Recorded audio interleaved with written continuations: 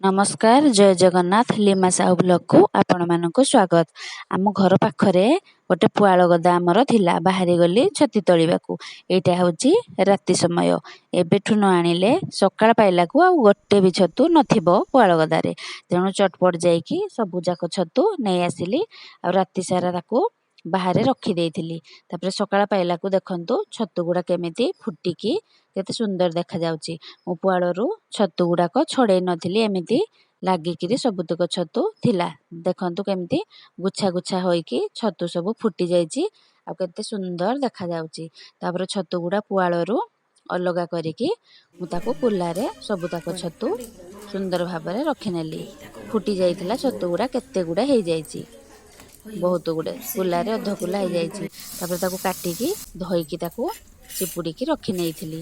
तापर एबे चलंतु आमे छतु आमे रोषे करिबा।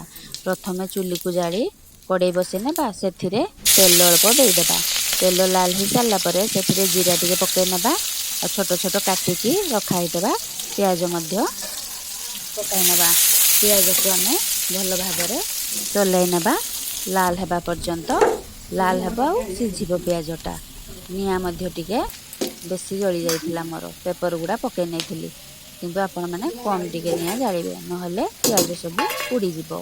तापर प्याज टिके लाल हो सारा पर सेथिरे आमे लंका गुंड टिके पकेबा कलर पाए, कारण आगरु लंका गुंड टिके पकेइ देले मसलाटा भल कलर देखा जिवो आ छतुटा मध्य कलर देखा जिवो। से लाल हो सारा पर सेथिरे आमे बटा हैतिबा मसला पकेइ नेबा। मु मसला को पकेइ नेली। तापर सेथिरे स्वाद अनुसार लूण पकेइ नेली। लूण पर हल्दी गुंडा मध्य टिके पकेइ नेली। आ मतरे गुंड मसला किछि यूज करिनी। सेथिरे मु अदा रसुण प्याज धनिया टिके जीरा टिके आ गरम मसला सेथिरे मु एका सांगरे करी बाटी नेइथिली। से मसला आ मु किछि गुंड मसला ऐड करिनी। आपण चाहिले मीट मसला मध्य ऐड करि परिबे। तापर सेथिरे मु टमाटो छोट छोट काटिकी रखिदेली। से टमाटो मसला रे सिझिबा पई देइदेली। ढांकुणी लगेदेली। ढांकुणी देइकी 5 मिनिट परे ओडे नेली। देखंतु केते सुंदर मसला गुडा देखा जाउची, पूरा लाल हेकी देखा जाउची आ मसला मध्य सिझी जाइची। ताकू भल भाबरे चले नेली। आमे मसलाटा को तेलरू अलगा हबा पर्यंत ताकू आमे चलेबा। जे पर्यंत तेलरू मसला अलगा न होईची से पर्यंत मसला गंध आसीबो, सिझिबो नै। तेणु मसला अलगा हो सारा पर सेथिरे मु छतु को धोइकी रखिथिली। से छतु को पकेइ नेली। छतु को सबू ताको छतु पकेइ नेली।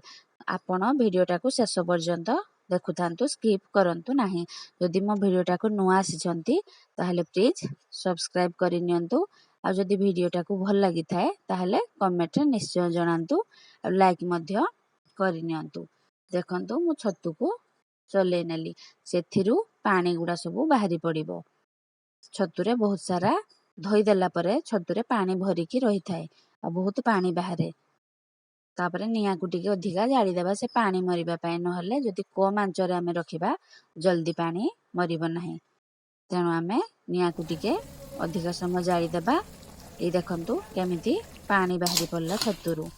तापरे मु निया टिके बेसी जाली देइथिली। देखंतु पानी सब मरिकी छतु पूरा सुखी गला और छतु आमर रेडी हे गला। मु ताकू गोटे छोट बेला रे काढी नेली। देखंतु ए छतु